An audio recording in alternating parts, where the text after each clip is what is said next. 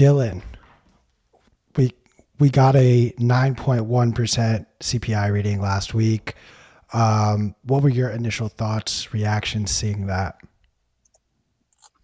Uh, yeah, I mean, I think it's inflation is still running rampant. I think that's mostly been you're starting to see the base effects of inflation come down a little bit, not come down, but you're seeing commodities roll over in a pretty significant way. So I think that the year over year inflation could definitely have topped here. I mean, I'm not running the data myself. I'm not kind of at the Bureau of Labor Statistics. I'm not actually calculating this stuff out. But I think that what's really the big key here is the labor market. That's what the Fed's kind of trying to squeeze out a little bit. So inflation can still kind of like I think you can see it top out at 9% or maybe it goes to 10, right? But it's going to persist for a long time. There's structural issues in commodity and energy markets, and the disinflationary era of the past is somewhat dead here. And so there's still kind of a lot to be worked out as we go forward. So I just want to remind everyone over on Twitter Spaces that you're able to see all of our pretty faces. Jesus, I can't talk. It's Monday, so excuse me. Over on YouTube, we'll be going over some charts in just a moment.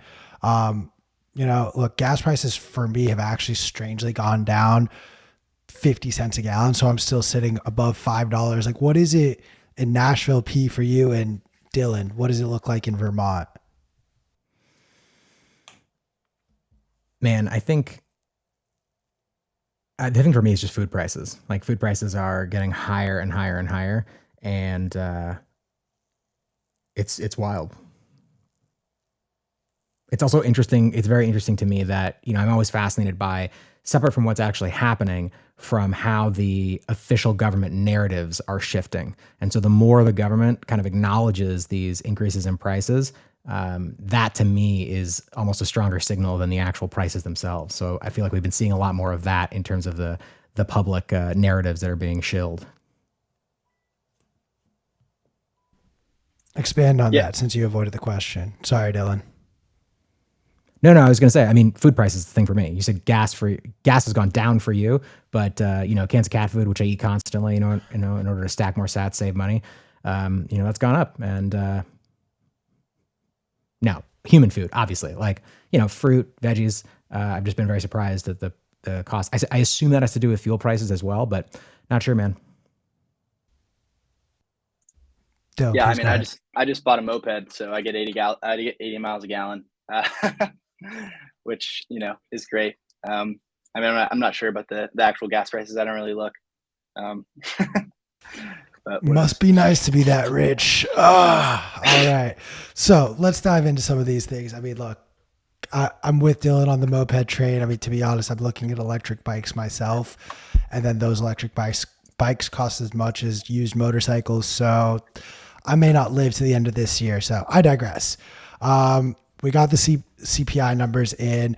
We've seen people talking about Dr. Copper and the way copper prices are going, commodities, as P has meant, or as I mentioned, gas prices are starting to trickle down. You do see some food prices creeping up. I think it's just a lagging effect of the high gas prices. That's just my personal opinion, though. Dylan, what are the things in the commodity space that you're paying close attention to right now? Yeah, I mean, definitely looking at copper. Copper has a really interesting relationship with inflation expectations. Over the last decade, it's like almost one for one, like 10-year forward inflation expectations with copper. The copper to gold ratio, Lynn Alden likes to talk about it. It's a really, if you overlay the copper to gold ratio with like kind of industrial PMIs, you see a really really interesting relationship there. And so I just in general commodity markets. I mean, energy I think has rebounded today. We're just in a different era. Inflation. Yeah, I mean maybe the month over month or the year over year rate of change of inflation can slow down, but you have to understand that inflation compounds. So even if inflation, a year out from now is not 9%, but it's 4%, you still have to take, that 9% and multiply it by 4% after that. It's only that kind of that derivative of inflation that's coming down, but in reality, everything's getting more expensive over time. So I think, we like to talk about just a big picture stuff. Our kind of thesis for Bitcoin is kind of this asset. And obviously people say, hey, Bitcoin's not an inflation hedge. It's, the market's proven that this Bitcoin is not a year over year CPI, consumer price index inflation hedge. But our view is that Bitcoin is a monetary debasement hedge. And when we're looking at kind of the global bond market, we still are of the belief that real yields over the coming years will be held purposefully negative, right? So fixed income as an asset class is guaranteed to lose you money. Bitcoin is obviously not doing great over the last year or so, but kind of it's still over its 2020 January 2020 opening price, whereas like the 60/40 portfolio is below that, right? So I'm kind of veering all over the place here. We started talking about commodities, but yeah, I think that structurally commodities, we're seeing just with the Russia-Ukraine war and kind of the reversal of globalization, you're going to see a lot of pressure on commodity prices for the long term. But something like a recession, something like a kind of a collapse in demand, which the Fed is trying to engineer, those can certainly make an impact on the margin and lower those prices. I mean, look, we're bouncing around a lot, but that's due in large part because everything seems to be connected and intertwined with one another. Look, off of the heels of that CPI reading that we got last week, it seemed as though the potential for a 75 basis point rate hike next week is actually diminishing, and the likelihood of a 100 basis point rate hike could be on our doorsteps.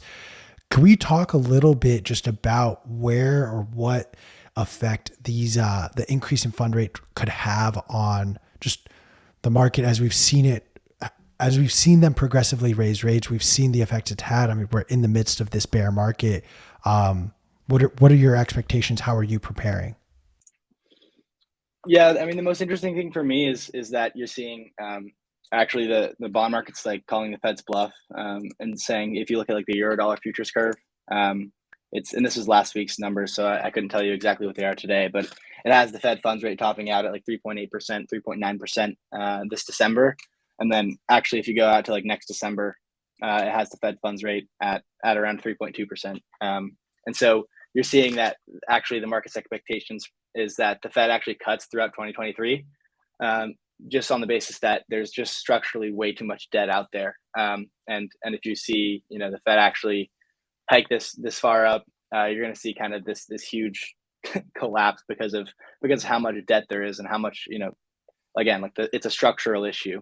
So you kind of have this zoomed out view, and the reason why like a lot of the Bitcoiners or a lot of just the macro guys, despite what's happened over the last 4 or 5 months, or what may happen the rest of the year, why they're saying like, hey, it's all one game and they're going to print again. It's because of these big long-term structural issues of debt and demographics, which the demographic picture all over the world is super ugly. And so when you have these huge debt burdens and all these kind of entitlements and promises that governments all over the world have given their citizenry, it leads the central banks to only one path, which is kind of the more debasement of the currency and printing up more IOUs to cover those promises.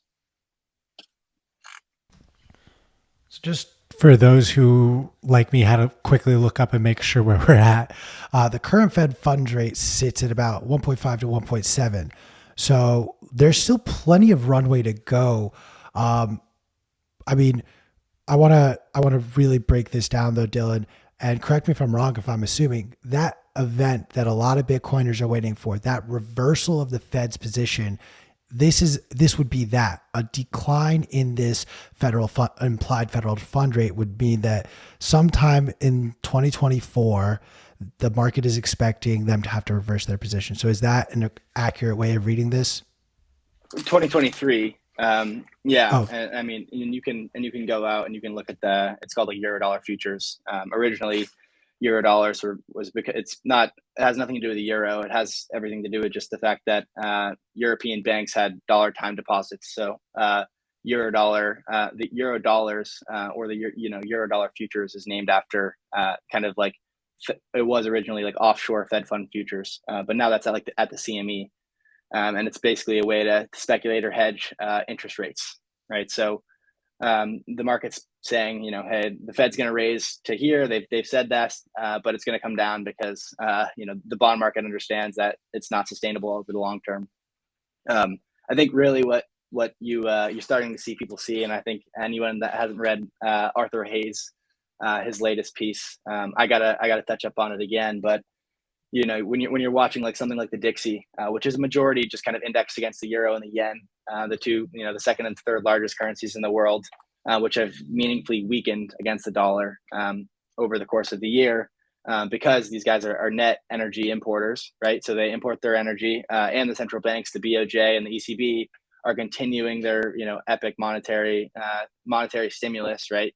The BOJ, Bank of Japan, is kind of implementing yield curve control. They're capping their bond yields at 25 basis points, and the eurozone, which is super fractured and kind of has weak countries within the eurozone, like Greece and Italy, with way too much debt to GDP. They're having to cap spreads, right? So the bond yields of those countries, because of default risk, is a lot higher than, say, a Germany, right? Even though Germany's in a really tough spot with all the Russia dynamics. So they're having to come in and actually to cap those spreads, which is another form of just money printing or quantitative easing, or maybe even yield curve control. I think they're calling it like some fragmentation or something like that along those lines.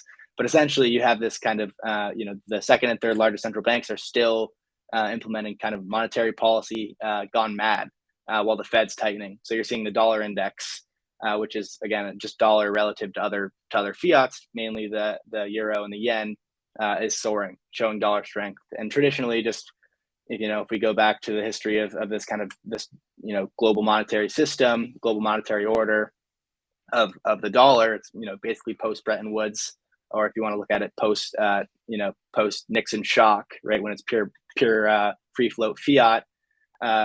Periods of dollar strength have coincided with large global recessions, and there's a reason for that. It's because there's so much dollar denominated debt out there.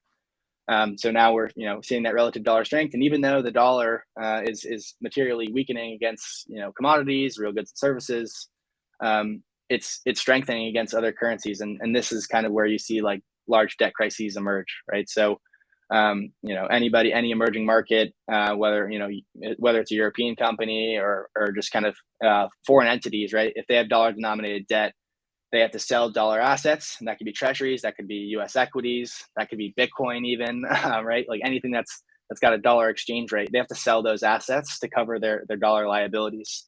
You're essentially seeing like a short squeeze start to play out on the dollar itself.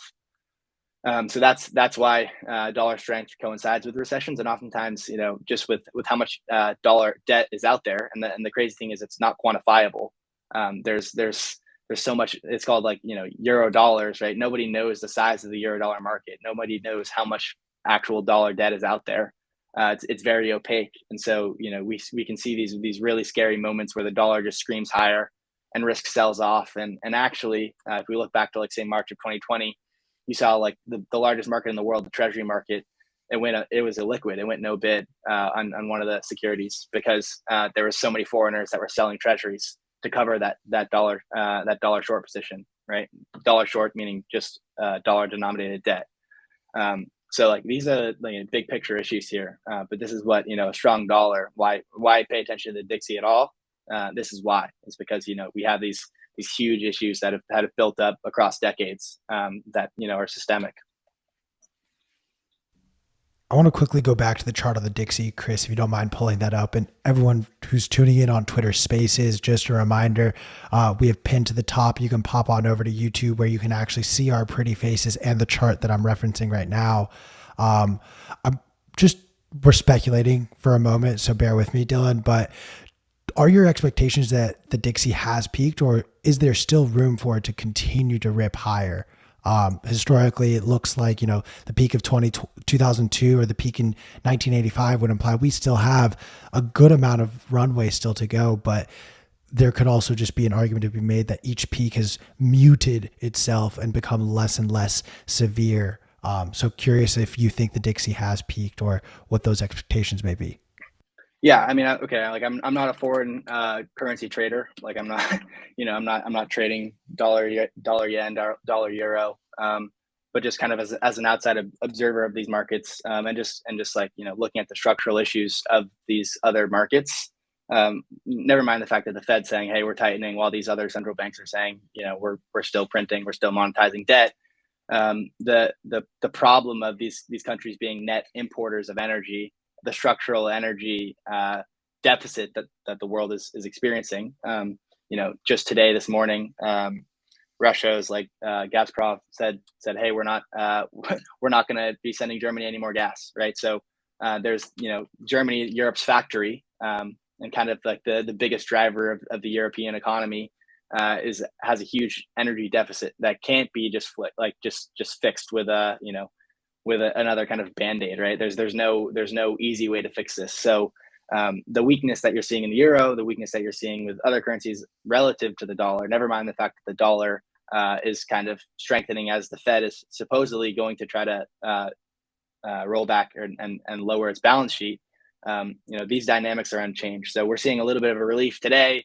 The Dixie's down, I think, around 1%, which is like these moves that we're seeing in currency markets are really, really big. Like these are huge moves. But I don't think it stopped, right? We actually, I think if you want to go to Bitcoin Magazine Pro, I'm trying to find it in my Twitter feed right now to link it. But we talked last week a little bit about kind of the Plaza Accord in 1980s. And this is following kind of Paul Volcker raising interest rates 20%, kind of reining in that domestic inflation that was the United States experienced in the 70s, trying to stop the stagflationary environment. And you saw on the back of that, the dollar strengthened significantly against a basket of other currencies. And so the world came together because as the U.S. kind of as the dollar screamed higher, the U.S. started to have a huge deficit, a huge current account deficit. And so the world came together and was like, hey, we got to fix this. This is not ideal. And this is the kind of the classic Trifinus dilemma, right? As the dollar gains strength, the U.S. just buys up the world's stuff. And this is like a structural issue, but this is, we're still seeing this stuff today. The world, if the dollar strengthens too much against these other currencies, big problems arise. And so, the Plaza Accord was essentially all these world leaders coming together and saying, hey, we need to actually materially weaken the dollar and do something about this because, the global economy can't function this way. And so, maybe we see some sort of Plaza Accord 2.0, whether it's, explicitly or implicitly.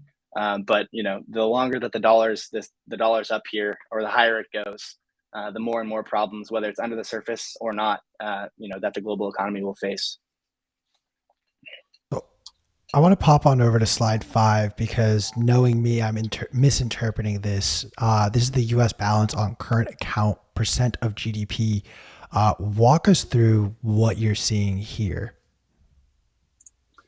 Yeah, so current account deficit or surplus, it's basically how much you export or import. And so if you kind of normalize it against the country's GDP, and this is for the U.S., right?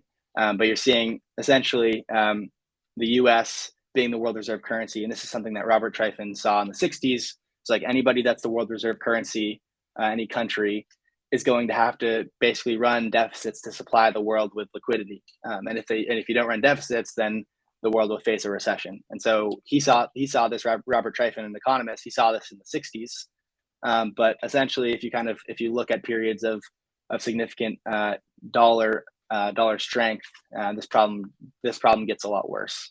And so now you're kind of seeing our current account deficit. The strong dollar actually, while it's kind of over a short term, can be a good thing as the U.S. can buy up everyone else's exports and buy the world's goods for cheap. It hollows out the kind of the U.S. domestic manufacturing base and leads to kind of a hyper financialization of our economy and actually lets foreigners, because we're supplying all of our dollars to the rest of the world and going into debt. It allows foreigners to scoop up all of our kind of domestic assets. So this is kind of the long-term problem of the dollar as a world reserve currency, and why over the short term it may be a good thing because your local currency, the U.S., domestically, the dollar is a world currency, is a unit of account. it's a good thing over the short term, but over the long term, it kind of sows the seeds for these really really big structural issues that continue to get worse over time. And so right now it's like 4.5% of our GDP is run as a deficit. Our current account deficit, we import that much more than we export, and over time that continues to kind of worsen, as the chart shows. So it sounds like, based on this chart and what we're seeing, we in the U.S. are having a harder and harder time getting foreign nationals to buy what our goods are. Sounds very, very promising for the future of our economy and the dollar.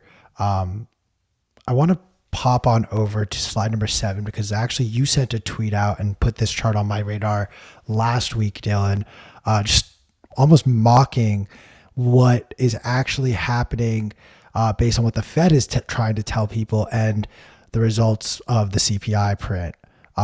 This red yield below inflation zone has now drastically spread.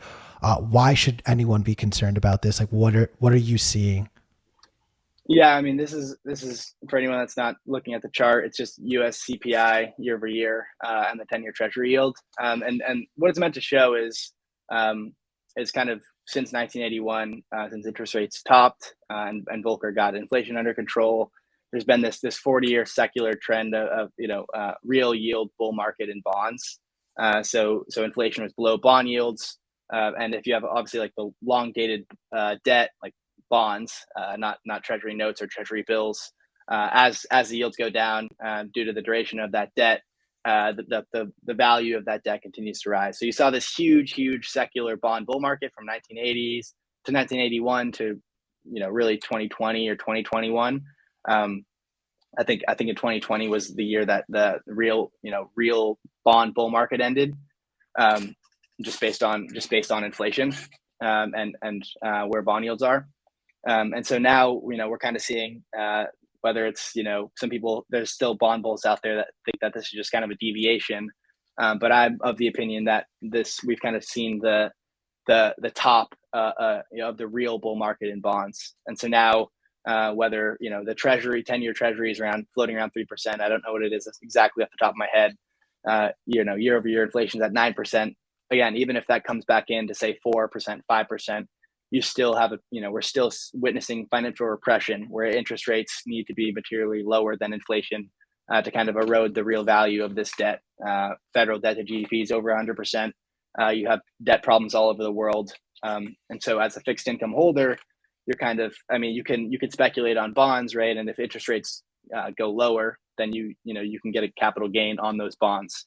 But just kind of looking at debt as an asset class, post 2020, post COVID, potentially kind of seeing this huge trend of globalization that we've seen over the last 4 or 5 decades, but really over the last few decades with the rise of China and kind of exporting all of this labor to emerging markets. We saw this huge disinflationary period, which now a lot smarter people than myself have said, hey, this is all reversing. The work of like Peter Zion, Lynn Alden has written a bunch about it. If we see this period of globalization, where everything got cheaper, labor, goods and services, all this stuff got tremendously cheap, and it's now reversing, and you're seeing a lot of nations kind of become protectionists with their trade and with their exports. Then this period of kind of inflation below yields is dead, right? And so for a fixed income holder, you kind of have to question, your long-term allocation to the asset class, and wonder what your real returns are going to be over the next decade or two.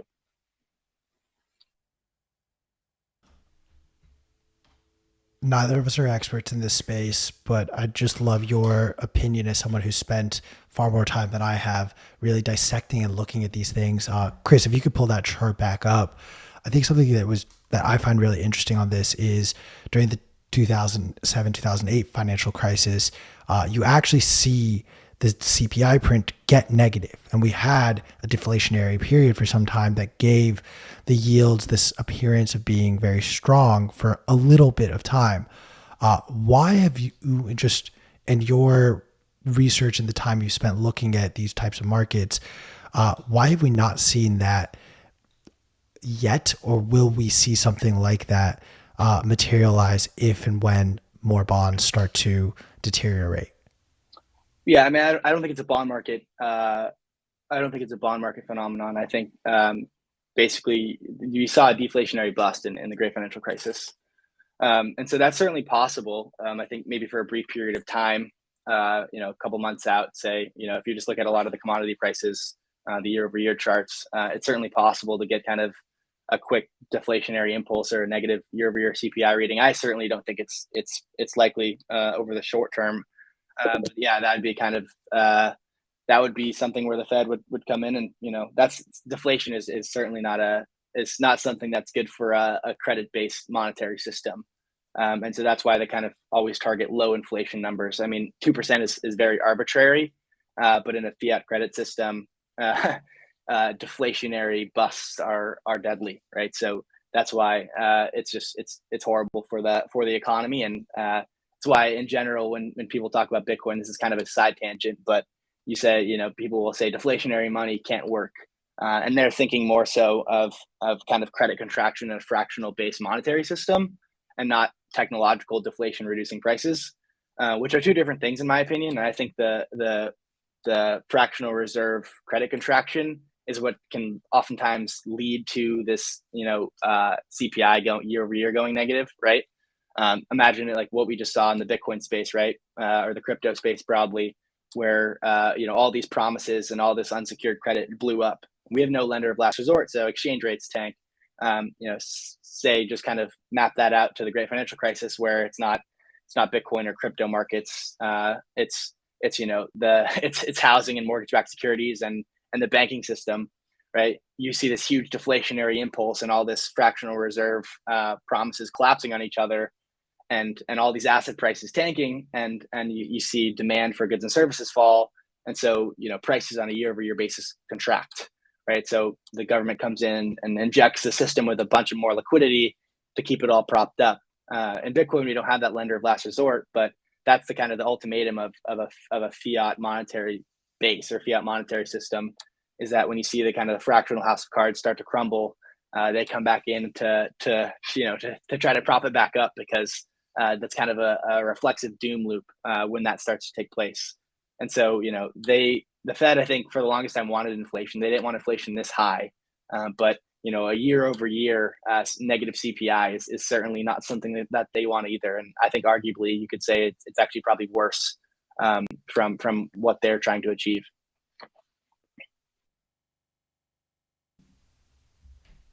So you've now let's go down the Bitcoin of it all.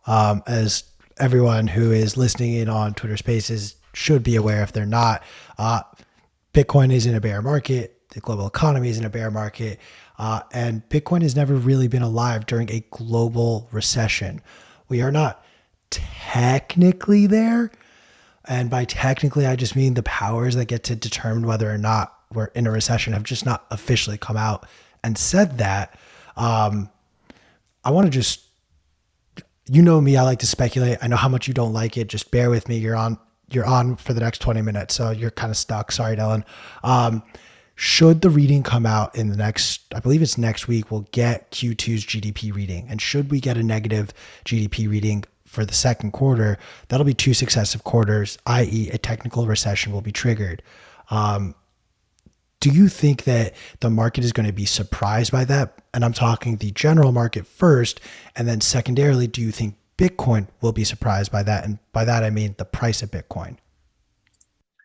No, I mean, I don't think the technical definition matters. I think I am of the opinion that, and it certainly would love to be proven wrong here as a a large holder of Bitcoin, but I don't think that the bottom is in, and maybe maybe that's 17.5 or whatever it was for Bitcoin is a generational low, and would love for that to be the case.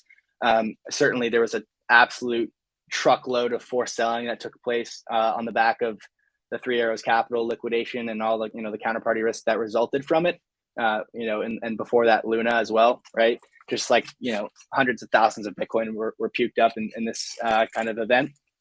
But if you just kind of take a step back and look at Bitcoin as just kind of another asset riding the liquidity tide, I think what we've seen since November, or maybe if you look at like the S&P since like January, since the market's topped, what you've seen is that the drawdown, the bear market in equities has been about duration, right? So you've seen yields soar, and because of that, the duration assets, which Bitcoin is despite having no cash flow, is paradoxically treated as a long duration asset, right? So bonds, equities, specifically tech, right? As yields have risen, the discounted kind of cash flow, or the value of these equities, as the yields have risen, as the risk-free rate has soared, the kind of the future, or the valuations of these companies or these assets have collapsed. You've seen, I think Treasury bonds had their worst start of the year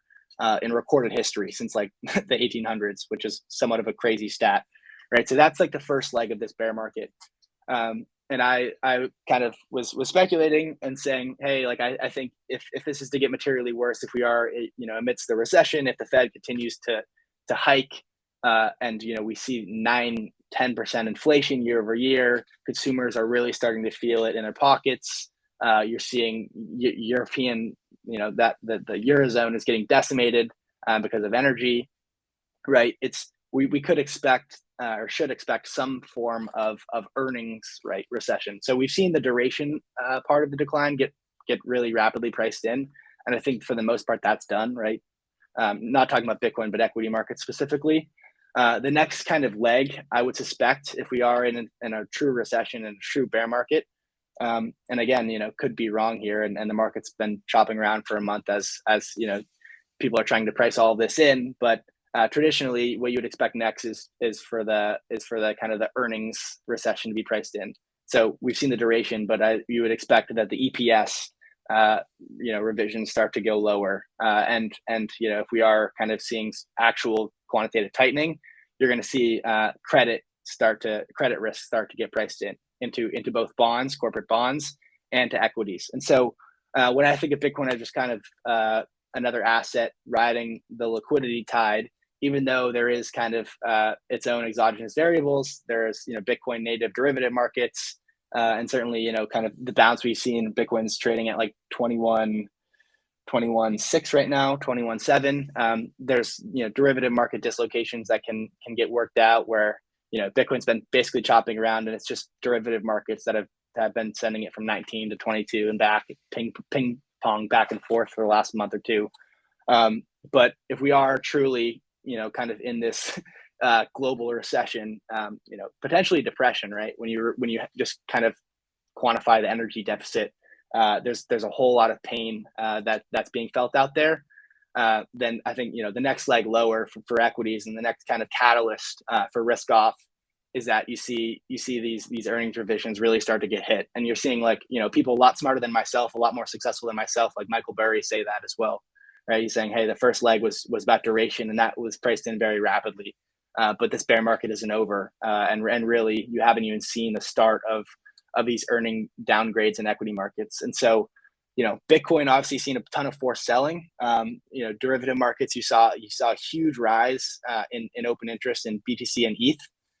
But really, and so you're seeing like that tells me a lot of people came in late and short hedged near the lows, which is good thing, right? Late shorts, are buyers eventually, but big but really what you have to look out for is if there's another leg lower in equities, it's highly unlikely that Bitcoin just magically is isolated and all of a sudden in a vacuum, and not kind of tied in as a beta asset like it's been for the last 6 to 8 months, or really, since March of 2020.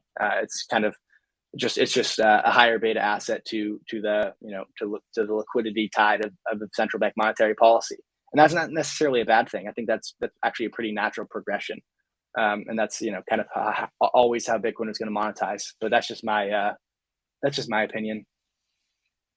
Someone commented depression now, boy, oh boy.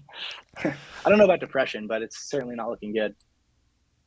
I mean, I think the powers that be may try to avoid the word depression for as long as humanly possible until we're so stuck deep in it, if we ever do reach that point. Um, Look, I love throwing out terms like bear market because I'm a smooth brain trader like that. In this short term window and the pullback that we've seen in Bitcoin, do you think that Bitcoin is in a bear market right now, or do you think this could be a moment where we're going to start to see that separation from the general market?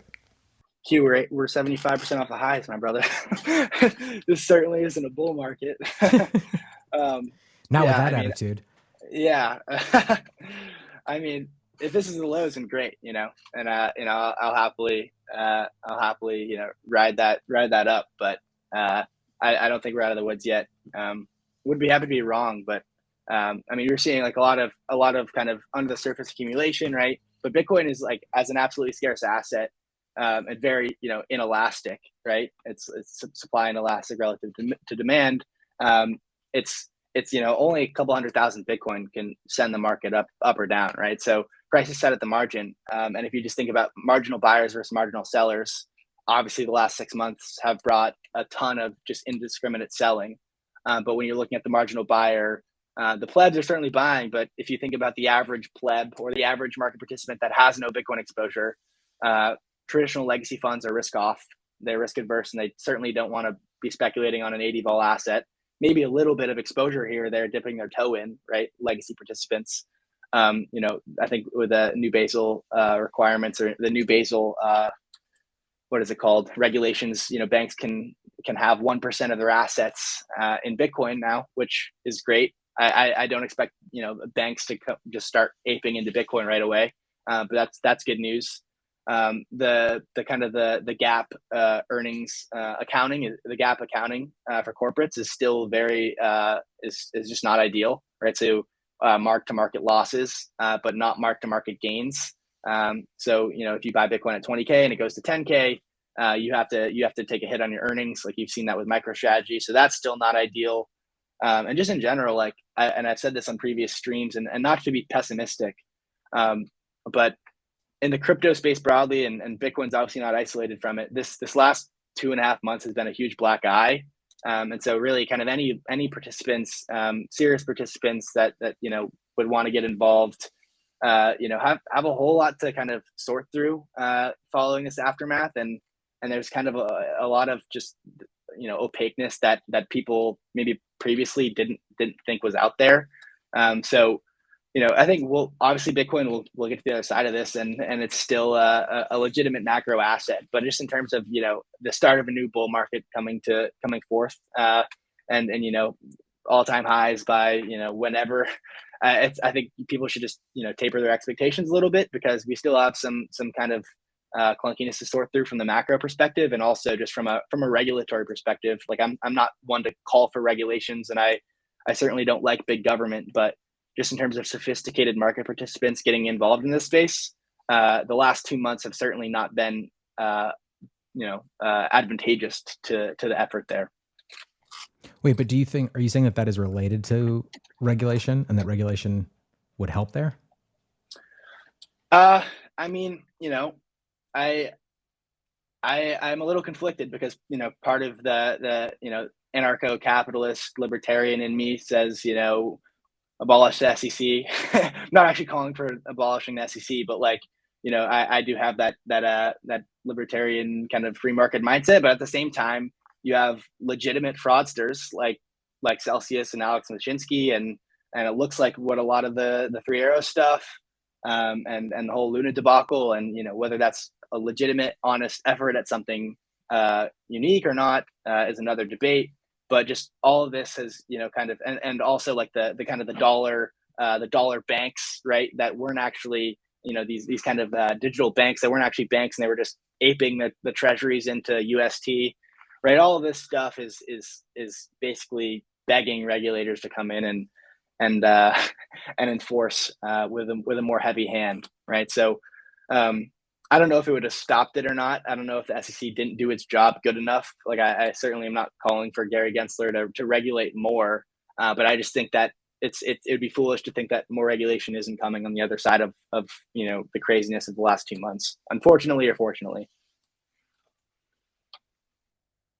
Okay, so we're going to abolish the SEC. What about the Fed? You want to get rid of the Fed? I think eventually, I expect Bitcoin to outlast the Fed, but we're not there yet. It's just that's the reality. You could certainly abolish the Fed with your own full node and audit your monetary policy, but in terms of the Bitcoin exchange rate, that is most definitely not isolated from the actions of the Fed, and it would be foolish to think otherwise. So I want to show on slide number 10 the Bitcoin and Dixie year over year change chart. This I found super, super fascinating, where it almost seemed as though the peaks in Bitcoin when it was reaching all time highs was actually correlated with when the Dixie was making new lows. Let's talk a little bit about that. What does that actually mean? And could the value of Bitcoin really be derived almost in the same way where, as earlier we talked about the Dixie, it's not necessarily the dollar was getting stronger. It was just all these other currencies that were measured against the dollar was getting weaker in the same way. The dollar, which is all of us are in the US and Americans, so excuse and forgive me to any of our foreigner viewers and guests. This reads to me like the Bitcoin price was actually driven more by dollar weakness than anything else. Is that a fair conclusion? No, I mean, I wouldn't say that. I mean, obviously, Bitcoin has its own kind of adoption cycles and waves, but I think certainly the cycles and the kind of the monetization bubbles, if you will, of Bitcoin are aided by easy credit and kind of these credit cycles. And so dollar weakness is kind of traditionally, or if you just look at like the past decade or so, has been accompanied with these kind of upswings in growth and credit cycles and easy monetary policy.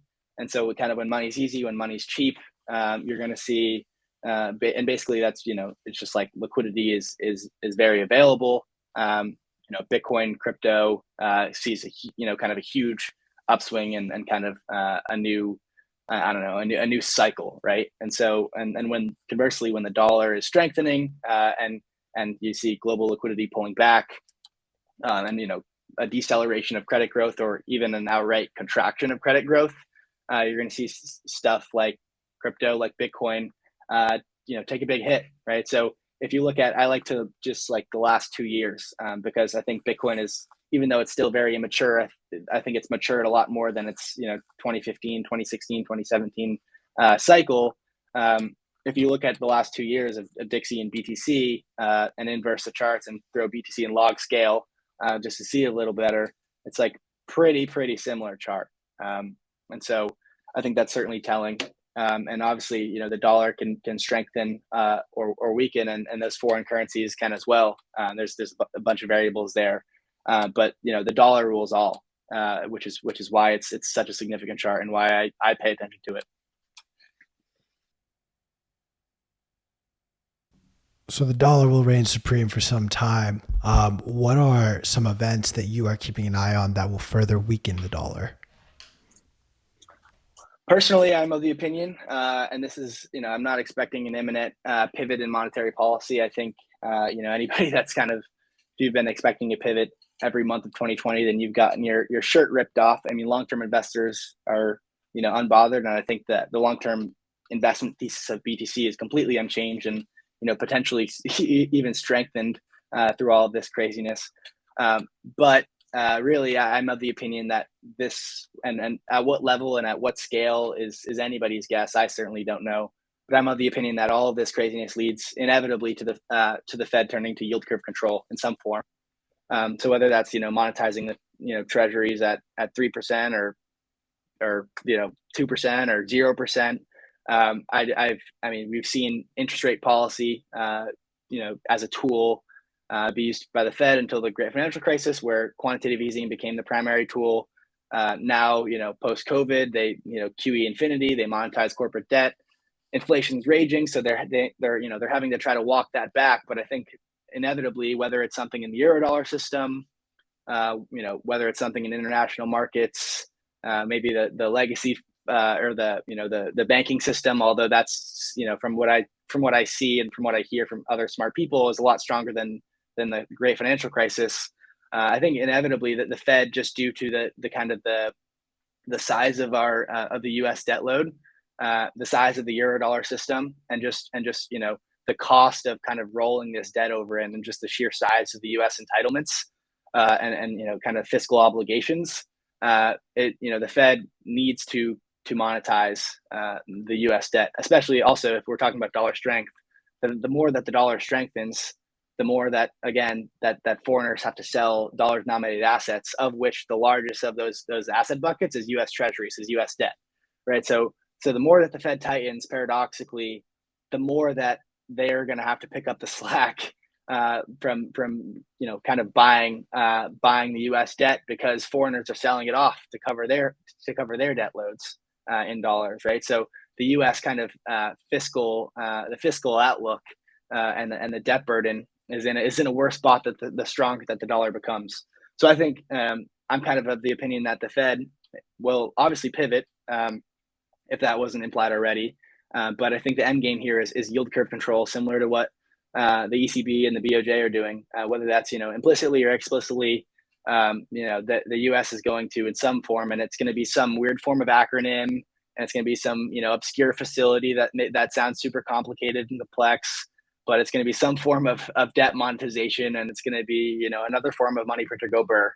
And I think that's when the case for Bitcoin, an absolutely scarce monetary asset that's with no counterparty risk, is going to once again shine. We're not there yet, but I think that's what's coming, and that could be 6 months, 12 months, 18 months. I really don't know. Or according to the chart we were looking at, the eurodollar curve, it'll probably reverse sometime around December of 2022 and start changing in 2023. But what do I know? I want to go over open interest with you before I let you go back to doing what you do best. Slide 11, and this is the middle chart, the middle and the top chart in particular, where you've shown an arrow pointing up. Can you just touch on what you're seeing, what you're paying attention to here? Yeah, I mean, Bitcoin's been in a range. It's like 22.5 to I mean, the lows were like 17.5, but 19, 18.5. And then in that range, we've seen open interest like skyrocket. So the lows were pretty heavily shorted. You can see that with the funding rate, but I kind of expect whatever way equities go, Bitcoin is going to kind of, we're consolidating in this range, but over the next, say, month or two, equities are also kind of trading in a range. Whatever way those go, you see just such a massive buildup of open interest. And again, like for every short, there's a long. So if there's around 260,000 BTC worth of stablecoin margin open interest, those are just agreements to buy and sell, and buyers and sellers met. So there's always an equal amount of shorts and longs. But if unlike spot Bitcoin, where you can just lock Bitcoin away in cold storage and never sell it again, open interest, a derivative contract, a futures contract, if you buy a futures contract, you eventually have to sell it, especially for like a perp, right? For a perpetual futures contract, what we're talking about in particular. And if you short, you eventually have to cover. There's no way you can like say you could short dollars, by selling dollars for BTC, which is not technically shorting, but you could sell dollars for BTC and never cover, right? But with a derivative contract, you always have to exit your position. So there's just been a huge buildup of open interest. You're just seeing like stablecoin margin open interest soar to all-time high levels, especially as a percentage of market cap. And so I kind of expect over the next month or two, while we're still chopping around this range, right? Like the range high is at 22.5, 22.6 today, got invalidated pretty hard. Whatever way equities go next, in my opinion, you're going to see a pretty violent move from BTC, whether that's higher or lower, because of just how much open interest has built up in this range over the last 2 months, a lot over the last month. And so, I mean, this is just like obviously more price action technical talk, but that's kind of what I gather from all this OI buildup, is that whenever the true range is broken, and it's probably going to be as a result of equity market or legacy market volatility, I think that's where you see a massive move, and it could be lower, and potentially could be higher as well, which would certainly not be a bad thing for us BTC holders. But that's what I'm looking at. All right, my final question for you is: are you actually bullish or bearish then? I mean, I'm long term bullish. I'm not too bullish over the next, whatever, a couple weeks, months, maybe quarter. So I still think there's downside. I do have some cash. I mostly from shorting altcoins over the last couple months here, but I'm waiting to deploy that. So if the lows are in, great. I got to purchase in at 17.8 and would happy for that to be marked the bottom. But I think that, we potentially have some more downside here. So. Dylan, it's always a pleasure getting to hear your perspective. And of course, nothing said here should be deemed as financial advice. Everyone should be going and doing their own due diligence. If you listen to a couple talking heads online or on Twitter, you're a fucking idiot who deserves to get wrecked. I don't make the rules, I just share them. Dylan, do you mind just sharing with everyone Bitcoin Magazine Pro? I mean, we pretty much have gone over the latest issue you guys released on Friday. So do you want to just share a little bit more about maybe what you're cooking up? Yeah, sure. Most of what we talked about today is kind of just running through previous issues of Bitcoin Magazine Pro, which is a Bitcoin focused newsletter, obviously by the name. But we like to cover all the kind of the current happenings in global macro, in equity markets. We cover Bitcoin mining with particular focus about once a week or so. So yeah, I mean, we put out free issues. We have a paid tier as well.